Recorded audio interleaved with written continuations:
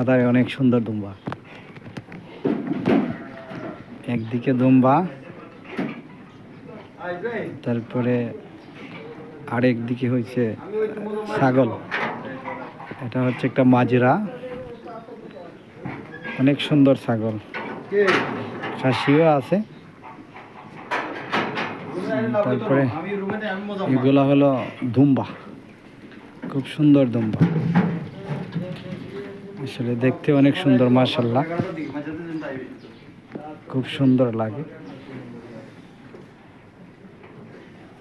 এগুলো বেশি অংশ হচ্ছে খাসি, এগুলা সব সেল হবে, অনেক সুন্দর মাশাআল্লাহ।